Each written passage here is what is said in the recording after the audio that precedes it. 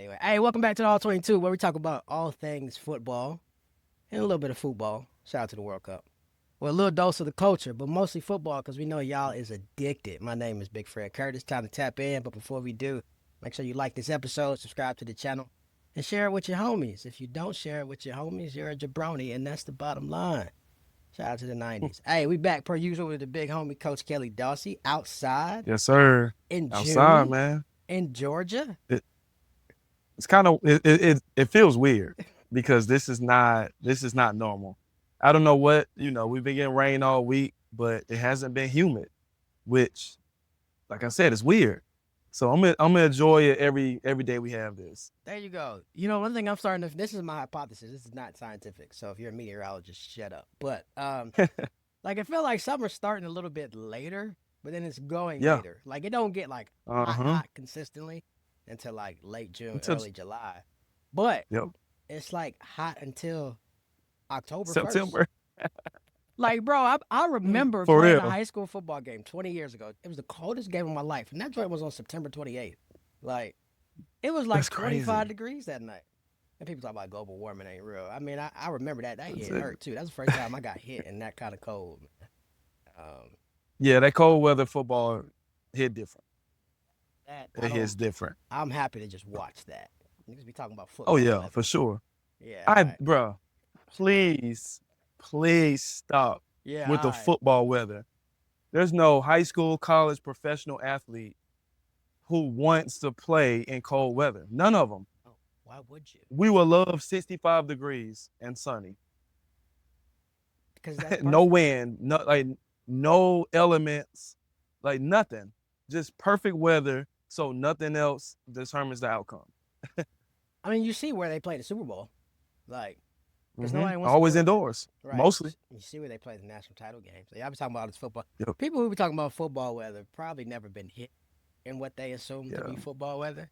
Like Mhm. I think I still got PTSD from them hits when it was like 20 degrees. Like that stuff still hurts. And feel it. You know, Buffalo in January is not football weather. It's not. it's just Buffalo. Yeah. Why do you think Cleveland built? Who's building indoor? Cleveland's building indoors. I Denver's building saw an that. indoor state, which is terrible. And that's Yeah, what that's kind of I don't like that. I Denver don't, I and don't think Cleveland. I yeah, I don't think I like either one of them. That's terrible. Just yeah, I don't like Kansas it. City going indoors kind of makes sense, although I don't know when that's going to be done because like you should have done that years Oh, ago I didn't know that. with 15. Yeah, yeah, they built. Well, Yeah. theirs might be a retractable roof. Okay. Yeah, which I think all of them should be retractable. really, So like you can at least determine like, all right, if it's terrible weather, man, close the roof. Like yeah, no, these athletes don't want to play in snow. But if it's just a little cold, you know, the Miami Dolphins going up to Buffalo, that's an advantage for Buffalo because open we their know how doors. that is. Yeah, I'm gonna open that joint up. But if it's just terrible, come on. If it's raining, let's close the roof. yeah. I mean, that's I think it's only going to get better for teams like the home field advantage is only going to get better for teams who have outdoor stadiums because Yeah. like if you playing out, anybody can adjust to indoors. I mean, so you Mm-hmm. get Mm-hmm. you get Lamar and Pittsburgh will figure the quarterback situation out at some point because they're Pittsburgh. But At some point. whenever they and I hate to admit that, but they will. It'll be Yeah. another few years. We can talk about that later, but eventually. But you go from playing outdoors to going into carpet in Cleveland. Like they're already at a disadvantage because of the Cleveland Browns. But then they're gonna be the only Yeah. team in their division playing indoors. So you having to Mm. go outside, and at Yeah. Baltimore, at Pittsburgh in December, Uh-huh. like they just do everything wrong. But anyway, that's the Cleveland Browns. Today we're gonna talk a little bit about Brendan Sorsby. The Brendan Sorsby saga finally comes to an end. Uh, Um, what happened? What did we learn? What's the future of college sports? We probably can't answer any of those questions. And college sports is probably slowly dying, but whatever, because we love it and we're gonna talk about it. So talk a little bit about Sorsby, and then we're gonna walk through our power rankings. So 11 through 20 rosters are for the most part set. You'll get some minor moves here or cool. there, but hey, who you got in that building is who you gonna have in that building. Come Right? some could come mid September. So we'll go through 11 through 20, talk about our favorite offseason moves from each team. We actually have not discussed these in advance, so that'll be interesting. And then I don't know. Maybe we'll talk a little bit about the World Cup, how it relates to actual American football. We'll see. Oh yeah. Make sure you subscribe. Make sure you like the show. Make sure you share it with your homies. Don't be a jabroni. All right, man. Brendan Sorsby saga has officially come to an end when the transfer quarterback withdrew from Texas Tech recently and declared for the NFL supplemental draft. So he's officially done with it. Now, we'll talk about supplemental draft and other things momentarily. For those of you who have been living under a rock or just want a little bit more background, here are some of the reasons why this was particularly egregious and why, the entire college sports world, whether they should have or not, and we'll talk more about that, got their pants in a bunch here. This man Sorsby was a prolific gambler. I mean, prolific. Prolific, bro. Like, I'm gonna read some of these off. That way, I don't get it wrong. While at Indiana, Cincinnati, and briefly Texas Tech, Sorsby admitted to placing thousands of wagers. He totaled over $90,000 in wagers Like that he placed or that he earned. that he placed. Okay. I don't know if there's any information in terms of how much money he actually did or did not make, which I think Okay. part of the big issue here is the fact that a college quarterback has $90,000 to wager. Yes. Like that is a fact that we've all just kind of glossed over in our Mm-hmm. conversations around this. And so we could dive into that. He bet on his own team, so he placed at least 40 bets on Indiana football when he was there as a member of the team. And I think one time he actually bet under on Indiana as well. I'll confirm that, but we'll get a little bit more into it. He checked himself into a rehab center in Arizona, an inpatient facility to treat anxiety-driven gambling. So the NCAA basically said, "Hey, bro, you can't play anymore. You're out of eligibility. You're not going to be able to suit up for Texas Tech, so on and so forth." His lawyers came back and basically said, "Hey, there is irreparable harm that Brendan Sorsby will have to confront, will have to deal with if he is not able to be with the team." There were kind of two stages to his argument. I'm not going to go full lawyer here. I am actually a lawyer for y'all wondering, but there are kind of two sort of legal arguments here. I won't go into them in depth. I think the biggest thing is without the injunction, which is what his lawyers argued, there's irreparable financial and also mental and emotional damage that he'll have to deal with by way of not only not being able to play, but not being able to be with the team. So he couldn't practice, he couldn't work out with them, so on and so forth. And their argument was, well, he's in this inpatient facility for a gambling addiction that's driven by anxiety. One of the biggest things to help with that is him being in supportive environments, which is what a football team can be, so on and so forth. And then also, I think I had him in my first mock draft top 10. That was widely a thing across the industry. And so him not being able to play practice was going to lead to financial losses as well. So anyway, a local judge in Lubbock County District Court granted Sorsby a temporary restraining order, so they overturned the NCAA's ban, which cleared him to play for Texas Tech in 2026. He was going to have to serve a 2-game suspension, and then he'd be able to play. And recently, everybody in college football got their panties in a bunch, and so Sorsby basically said, all right, the imminent deadline to the supplemental draft is coming, and basically the Big 12 was like, hey, you all can't play this guy, which is an important aspect here. Yeah. I think that was the impetus behind sort of him really getting out. I think if the conference had been supportive of Texas Tech and Sorsby, he probably would have stayed. But because the Big 12, basically said, hey, this is a violation of our rules and agreements and the things that we've talked about and established, we are going to have some issues here, i.e. monetary ones, if you all play this guy. And so Sorsby is out. He's going to enter the supplemental draft, and this controversial whole saga is complete. I have so many thoughts and opinions on this. Some of them I think like legitimate and valid, and some of them just hot takes. What in the world is going on here? Well, I think so. You mentioned college quarterback has $90,000 Bro, to place bets. That's wild. People don't make that in a year. The vast majority of the American people don't make that in a year. And you're just placing bets. That's part of the conversation. Another angle I'm going to take is how, so in an industry where, I'm saying the industry, but as far as a culture, football, sports, and all of that, they've created their own gambling culture.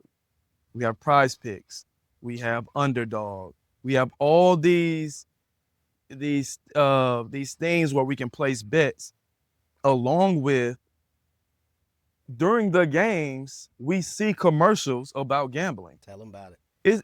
It's like telling an NFL player not to drink a Budweiser because that's all we see during NFL commercials. Yeah. So we see all these beer commercials, alcoholic beverages commercials. We see these gambling commercials. We have the bottom ticker. This show is sponsored by Underdog, and they're talking about sports. So on one hand, it's like, okay, obviously for more reasons, you shouldn't be betting or participating in gambling because you're actively playing in that sport. Especially, honestly, I don't have a problem. I have a problem with, don't gamble on the team that you play for. Like, that's just more, morally, it's just wrong. Yeah. You just don't do it, because no matter what you say, especially if you bet the under, I'm gonna believe you're gonna throw that game. Like, I'm gonna believe something, like you have some type of inside knowledge, or you're actively like, you know what, a play or two here. You remember that interception that turned into a pick six? Like, I'm gonna question that. As you should. But you know, if I'm at Indiana and I'm placing a bet for Michigan against Minnesota, I don't know if I have a problem with that, because place a bet, get your money. Like, that, it's because the whole culture, whole sports culture is built on gambling. So how can you say, hey, just because you play, you can't do that? It's kind of like, I don't know. I don't think it's right. Yeah. I don't think it's wrong. I don't think it's right. I don't know. I'm kind of indifferent. Like, I don't know. But this is because this is where sports is, and college sports in general. Like, we've gone from them being, you know, real student athletes to, hey, these are paid employees. So if you're a paid employee, it's just like, not to get too political, but you got politicians trading in the stock market, and they clearly affect, certain things. Okay. So it's like, how can you tell this guy he can't gamble when everybody else is doing it? So I think I have a problem with it. But placing a bet on your own team, I do have a problem with that. Like, you shouldn't do that. But I'm glad, the Big 12 had some balls and said, you can't play him. Now, I'm thinking about another conference, two other conferences, mainly one. I don't think that happens. Oh, absolutely not. Like, Gunnar Stockton, if he placed 100,000 bets, no matter who he bet on, Sankey's going to be like, whatever. The judge ruled it. Yep. He's playing. Yeah. Yep. He's going to talk about the same thing I'm saying, but that shouldn't come from a commissioner. Yep. Like, right is right, wrong is wrong. So I do like that the Big 12 did that. Now, that puts Texas Tech in a bit of predicament, but they have time because he didn't get there until January. Like, off-season practices and things like that have started, but whoever the backup was getting reps already. And now it's a QB competition, or whoever that number 2 was, he was still getting his reps. They still have time to kind of, prepare that guy. Yeah. So they're not in a terrible predicament. They got some guys in this offseason, so they're not in a bad predicament. Now, are they national title contenders now? Probably not. Probably not. But, they still have time to see who their quarterback is. But yeah, I mean, those are my thoughts on it. We can't create a culture and then it's like, it's literally, and I'm being extreme, like putting the heroin around somebody, a drug addict, and you're just like, don't do it because it's wrong. Don't touch it. Just say no, Like, kids. Just say no, even though we're putting it everywhere. Just say no. This bad food that we're putting everywhere. Kids, just say no. Eat right. No, you can't do that. It doesn't But make those are any my thoughts, sense. man. It doesn't make any sense.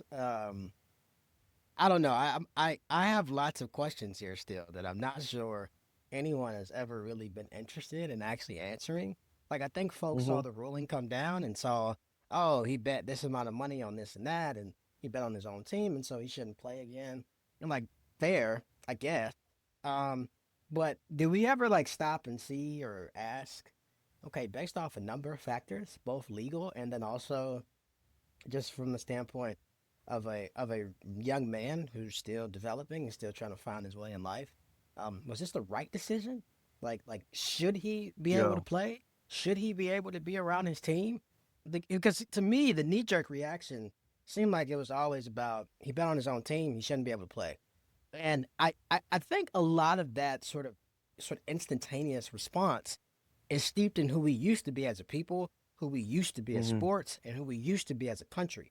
And we are no longer any of those things. And so Hmm. none of the reaction made sense to me because we've got these 1985 knee jerk reaction emotions around Hmm. issues that have evolved with vast Hmm. speed just in the last few years.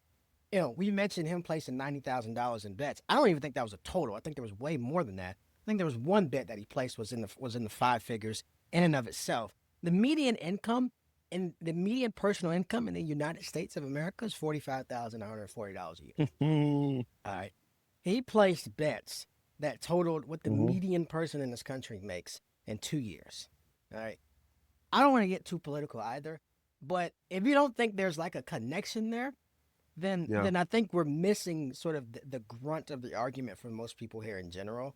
Insofar as I think if he made $9,000 in bets as opposed to 90, the reaction is totally different. Now, why Yeah. does he have $90,000 to be able to bet? It's because Hmm. right? Like, do we want to go down this road? Like, do we want to indict ourselves in this Yeah. too?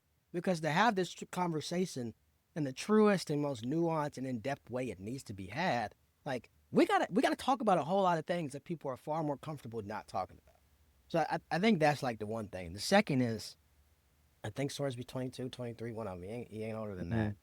Hmm. Um, we have created a world to where we've allowed gambling on demand.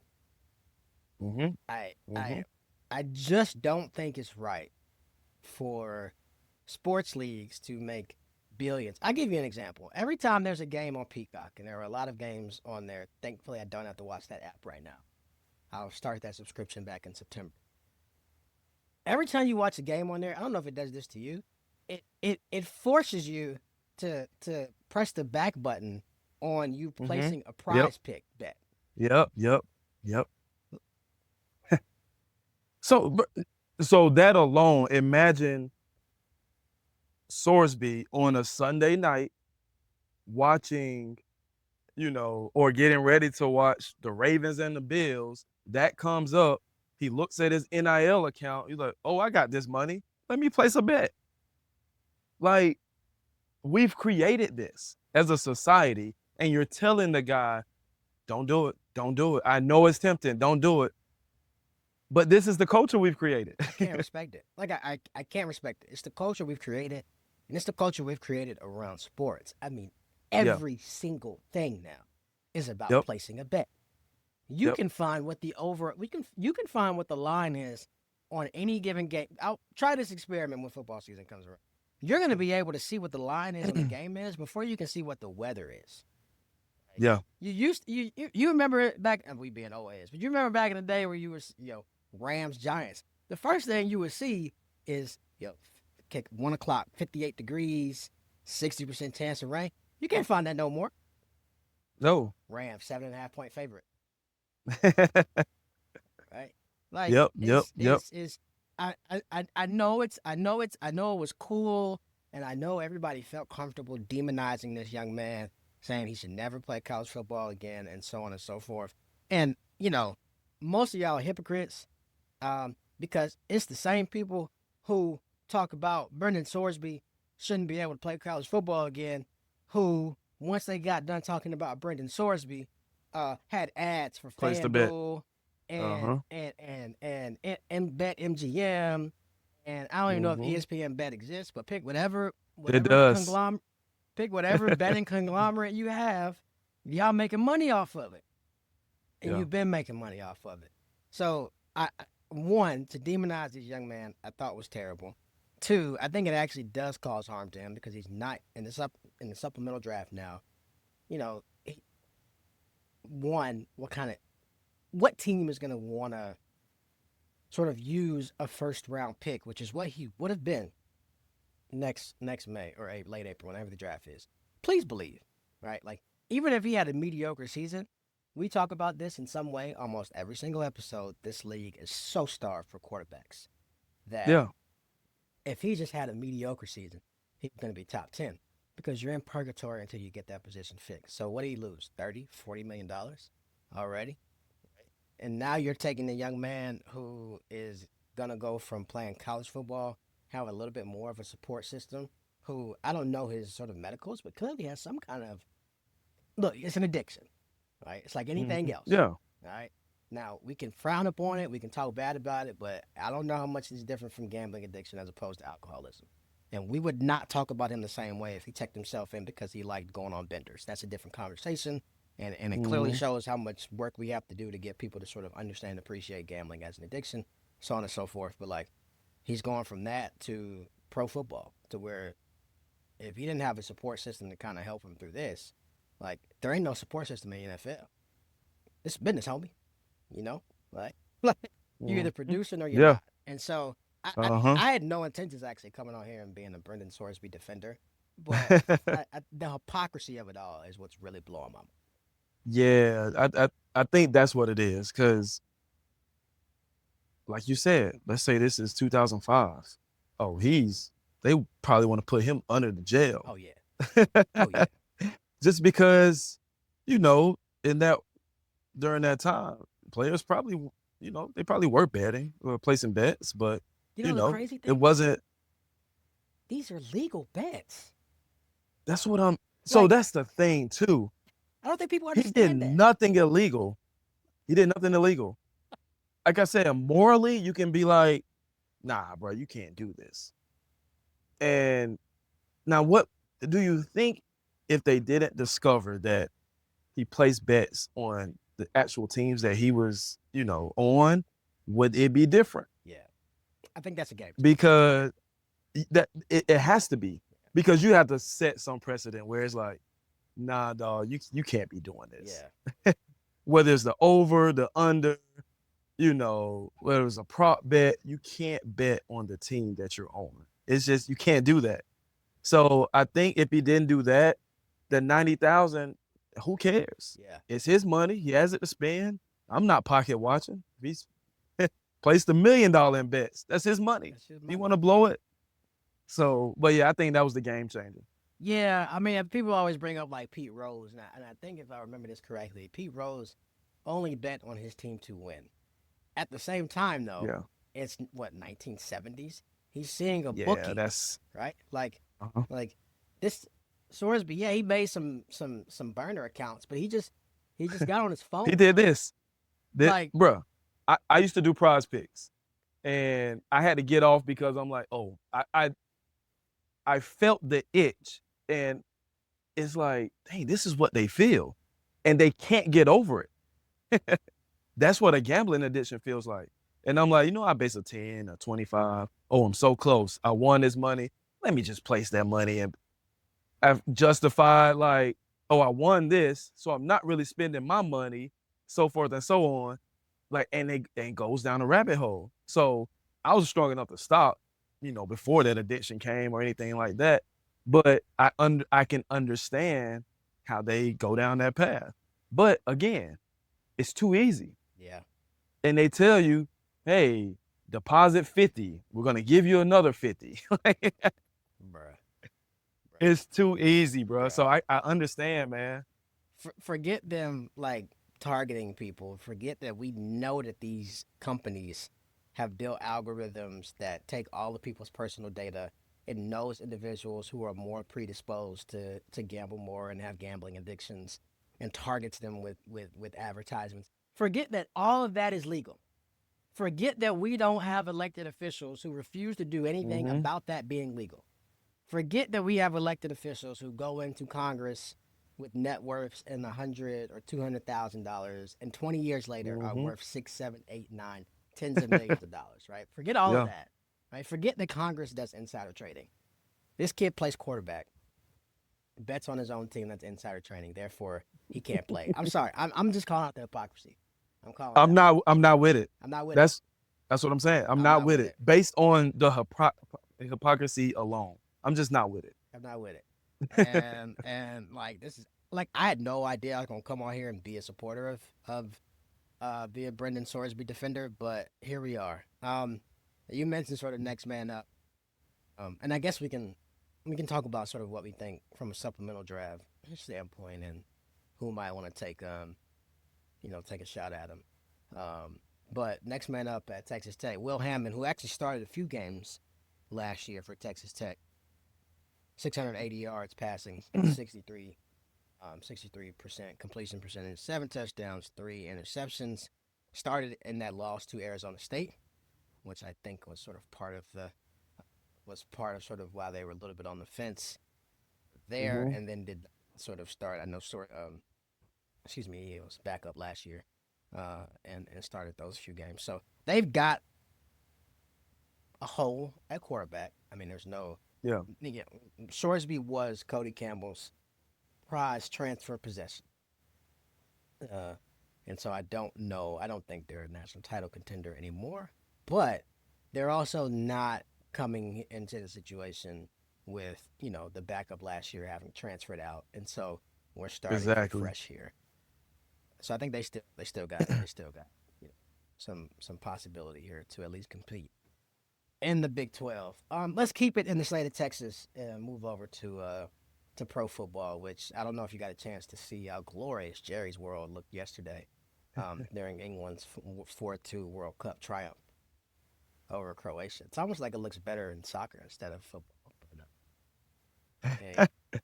Did they put? Did they? Was it grass? Oh I yeah, heard the whole. Okay. you ain't playing the So World Cup that, on turf. bro, that's another conversation. That is That's another another conversation because conversation. it's so stupid.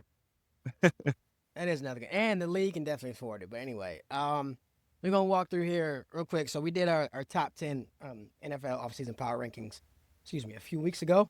We're gonna walk through picks 11 through 20, or at least try to get through 11 through 20. We'll see how far we get. And for each team, for each team, we are going to outline who our favorite offseason addition was, or what our favorite offseason move was, rather. Because for some of these teams, Mhm. it is about the guy wearing the headset on the sideline, Yep. and for some of them, it's about things that they didn't do. Speaking of things they didn't do, our 11th ranked team here in the offseason is the Dallas Cowboys, who great offense, terrible defense. We Mhm. talked about that at length Mhm. in shows past. What's your favorite offseason move of the Jerry's this past year? Um, drafting Caleb Downs Love it. and um the entire draft, honestly, just because they went defense. It was a like great. I want to say great position of need, great positions of need. Um, and tagging. I'm gonna say tagging George Pickens No, you took mine. because because don't sign him long term yet. Let him see him do it twice. But bro, that duo, that's the second best duo in football behind Chase and Higgins. Second best duo in the football. And if that can stay healthy, and I'm a resident Cowboy hater just because it's fun. Um, It is a good time. It's a good time. yeah, it's a good time. Like it's different from New York. My New York hate stems from just their fans are terrible. Yeah, But boo. um, Yeah, man, re-signing or tagging George Pickens, let him come back for a year. That duo is pretty much unstoppable. You can't double anybody. If Dak is on, that offense is humming. If the defense can be top 15, Just be mediocre. just be like mediocre, bro, they can come out of the NFC. Yeah. Yeah. And I don't want to see it because I want to keep poking fun at them. But a mediocre defense with that offense, they can come out of the NFC. Yeah, I mean, same. Mine was actually, of course, we love their draft. We talked at length about their draft. My favorite move was them franchising Pickens, and I know we might be in the minority on this, but there is a contingent of people who are like, oh, well, they've done this before. They tend to get burned in these negotiations, and they were wrong in doing that with Dak, and they were wrong in doing that with Micah. This is the one time I think this is the correct approach. I love Pickens, love his game, elite at his position. I need to see you do this 2 years in a row before I give you that kind of long term deal with that kind of long term money because Pickens is different. And if you know football, you Different. know what I mean when I say he's different.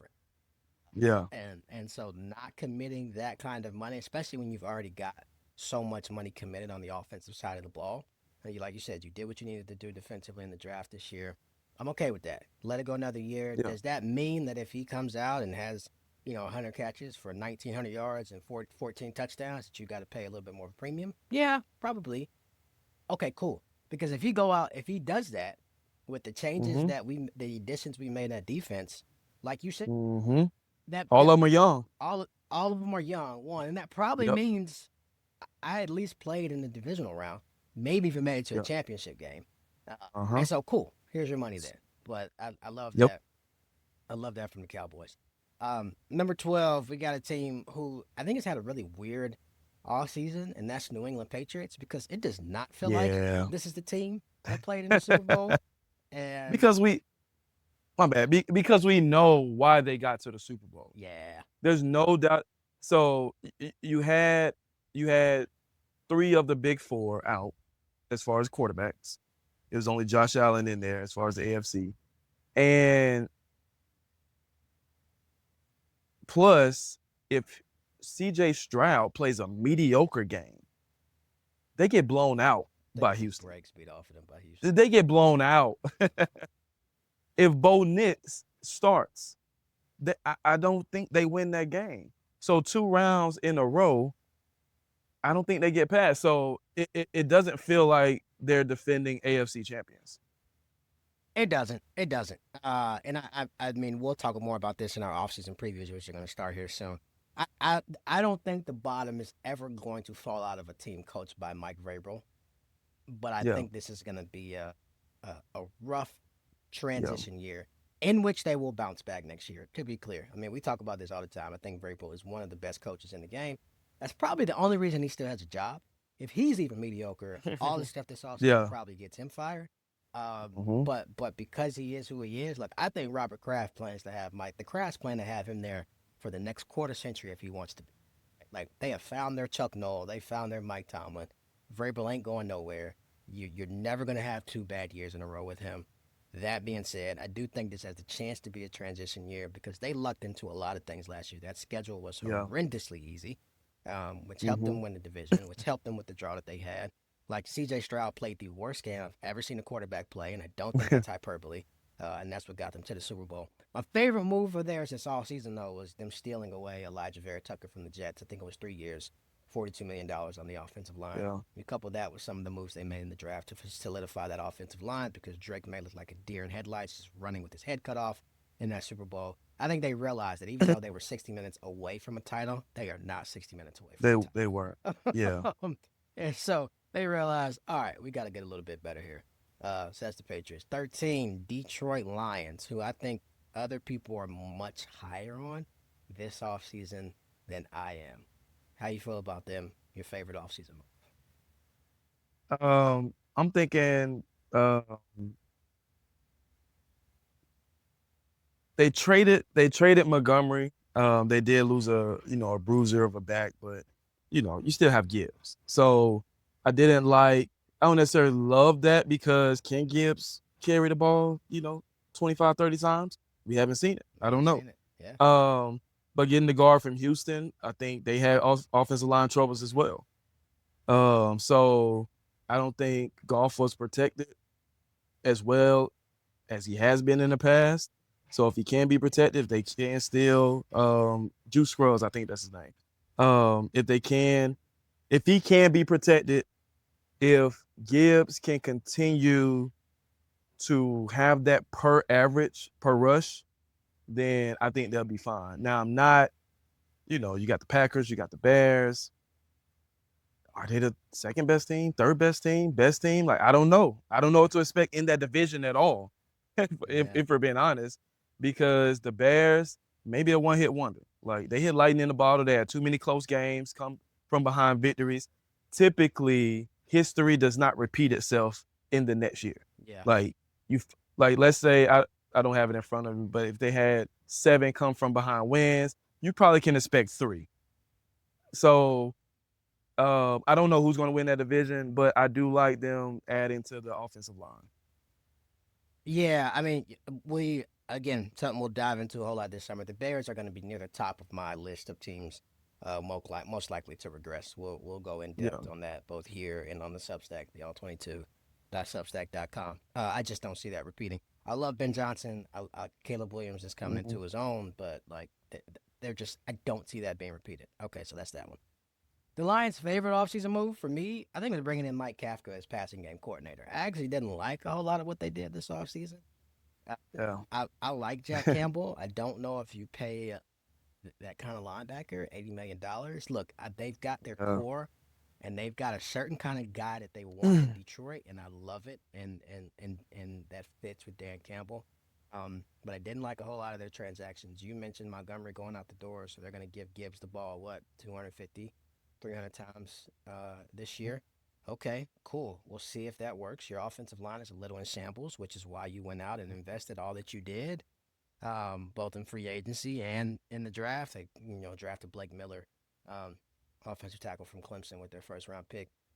Mike Kafka, a couple years as Giants offensive coordinator rather, but it's the Giants. I mean, so if it went well, great. Yeah. If it didn't, it's not your fault. It's the Giants. Mm. Um, This I think there has is- to be some element. Look, I think Dan Campbell. I think that was Dan Campbell acknowledging that Ben Johnson is a special talent, and Mhm. and when that kind of special talent walks out, like I think people think that people who call plays the way that guys like him and Kyle Shanahan and you can go down the list, dude, like that don't grow on trees, bro. It does not. It does not. Like, I go back to, like, speaking about Kyle Shanahan. He got with Matt Ryan, and Matt Ryan was a completely different player. He left, Matt Ryan was a completely different player. He went from, I think he was there the season before the MVP season, but he, I don't want to disrespect Matt Ryan and say he made him an MVP player, because Matt Ryan is talented, but offensive play calling matters. It does. Defensive play calling matters. Like, we can't underestimate that. That doesn't, what McDonald is doing in Seattle, that matters. They didn't overhaul players. No. It's scheme. Yeah. Yeah. Scheme, play calling. Yeah. And for the non, everybody is a huge fan of football, like we are, but you just don't create plays. All right, I'm gonna run this, and this. No, there's game. Except for the first drive. First drive is pretty First much drive always scripted. scripted. After that, you have to remember, all right, on this big Andy Reid play call sheet, I got, all right, what the defense like to do on third and 1. What look am I going to get? What works for, like, Mm-hmm. and then it might change. So special talent. Special So talents. yeah, they have to. These coaches have to adjust and realize, and we had a special talent walk out that door, and Golf probably wasn't that guy. We got to get another talent in so we can recreate or try to recreate Yeah. that same success. Yeah. So I think Kafka coming in as passing game coordinator is, his couple years, I think it was quarterbacks coach in Kansas City in 18-19. I think just that experience and sort of working with Patrick Mahomes, with Eric Bieniemy, with Andy Reid. Right now, look, please understand, I'm not saying Jared Goff is Patrick Mahomes. I feel like that doesn't have to be said, but there are people out there who engage in such idiocracy. But I think that level of experience in terms of opening the passing game up, and they still got some weapons. in Detroit Yeah. at both the wideout positions and the tight end. I think it's going to be helpful. I think it's going to be helpful for him. The last thing I'll say about that, different conversation, but like, I think people don't fail to realize this. The grooves that you see, like I might say it 5 or 6 times a year because that's when it's evident. But like when you see a coordinator or a head coach and they're bad calling plays in November, Yeah. December, January, It's special. it's special, and it requires a level of like maniacalness that that work is being done now, like in these next couple weeks, in Yeah. late June and Yeah. July, when you see Zach Taylor in his bag, hopefully not against the Ravens, but like when you see Zach Taylor in his bag calling plays, it's because he's up at 2:12 a.m. on July 3rd. Like, okay, Hmm. this is what I want to run against this personnel. Where like Huh? it's just anyway. I just don't think people understand like these guys are. I think we say it too much, but like these guys are different and They're and different, and bro. and They're just different. yeah, like It's how they're wired. They're different. everybody can't get off the street and do this. All right, Nah. 14, Kansas City Chiefs. Much of this, a huge portion of this for me is Mahomes coming off the injury. He's on track to play week 1. Yeah. I'm sure he will, and also I'm pretty sure he won't be himself this year. I've said it before. I will say it again. I don't think they'll make the playoffs this year. Um, I would bet every mortgage I have that they win the Super Bowl next year. All right. But favorite offseason move for the Kansas City Chiefs, who might be in a transition year, whatever that means for them. Um, I kind of struggle with this one I don't like it at all. because yeah, I didn't like their offseason. I mean, it's kind of plain and simple. And typically they can do, you have 15. So whatever they do doesn't matter. yeah, You had, I didn't like the draft. Their number one receiver just spent 30 days in jail. Like I forgot about. I'm, yeah, he just got out, and I'm not big on the Kenneth Walker acquire. I'm really not because I didn't think he had a great postseason run, great Super Bowl, but that was like before this year. He was a first round pick, obviously. We weren't talking about Kenneth Walker. Oh, So when I'm thinking about AFC moves, obviously I'm thinking about the Ravens, and I'm like, oh, that didn't scare me. Whatever. So I don't know, man. I can't pick one. yeah. If same. If I'm forced to pick one, it's the Chiefs taking care of the franchise, and restructuring and Yeah. extending Patrick Mahomes. I think the deal now is Yeah. $504 million total value. He's at about $64 million annually. How they keep being like the front office is smart. We don't like any of their moves, but also I think it's because I'm coming around to the fact that maybe they also know this is a transition year. Like Yeah. you shouldn't Yeah. expect your franchise guy to come back and be back to who he is this coming season at 100%. And so, cool. Let's extend him. Let's restructure. Let's get some of this initial money to him off the books now. That way, next year, next off season, we can, have some more flexibility there. Travis Kelce probably comes off the books after that as well. That's Yeah. probably their best move. I didn't like any of the draft picks. I didn't like Kenneth Walker. But you took care of 15 coming off an Yep. ACL, and I think that counts for a lot. Last one here. We'll get into 16 through 20 next week. At 15, we got the San Francisco 49ers, who I think overachieved last year, who probably have a penchant for overachieving with both John Lynch and Kyle Shanahan. Now, those two, John Lynch can't draft to save his life. That's a totally, completely different by itself short or episode. Favorite offseason move of a team here that I think is going to enter crisis mode, or at least a crossroads pretty soon. Yeah, because they're that veteran team who's always been a veteran team who just haven't been able to win the big one. They haven't got Been over the hump. close. Yeah. And they're gonna always, be in the divisional round at least. At least, you can bet that they're gonna win. Like, if you're a betting man, next year they'll probably win the playoff game. Yeah. But that I don't think they're gonna be in NFC title contention. They might struggle mid-year and they're gonna get back because Kyle Shanahan is a great coach. But yeah, I think this is one of those teams that I'm not sure either because I think they did sign What's the safety from Seattle? Was it Seattle? Curl. I think Nah, they signed Cameron Curl. yeah, But I mean that at the top of my head, that's what comes to mind. But anything eye popping, I don't. Nothing happened. But for franchises like that, who typically have stability, you don't need a splash move yeah. per se. You pretty much stay packed and kind of do some different things. But that's probably where I'm going, man. I get it. A lot of continuity there. Maybe that's Yeah, how they want it. I don't know how that team went 12 and yeah. 5 last year. That's a product I of don't that either. coaching staff. Because Yep. this roster's starting to show some cracks in it. My favorite offseason move of theirs was taking Romello Height, third round, sixth pick. Yeah. I thought he was a late first rounder, at least an early second round. So getting a guy like that to come off the edge that late in the draft, good. I'm sure they'll develop him into a talent. Whether or not they'll pay him down the line, who knows? A little bit of a crossroads coming in San Francisco, I think, but you still can't count him out either because of who coaches that That team. coaching staff. Yeah. Yeah, man. Hey, thanks y'all for joining us. It's the All 22. We'll be back next week to walk through 15 through 20, talk a little bit more college football. It's late June, which means it's basically July, which means it's basically August, which means it's basically September. Oh, there go the rain. We back up. Look at that timing. Won't he do it? Make sure you like the show, subscribe, share it with your homies, subscribe to the channel. If you don't share it with your homies, you're a jabroni, and that's You a know bunch of what you lies. are. A big face hater because Big Fred said so. Hey.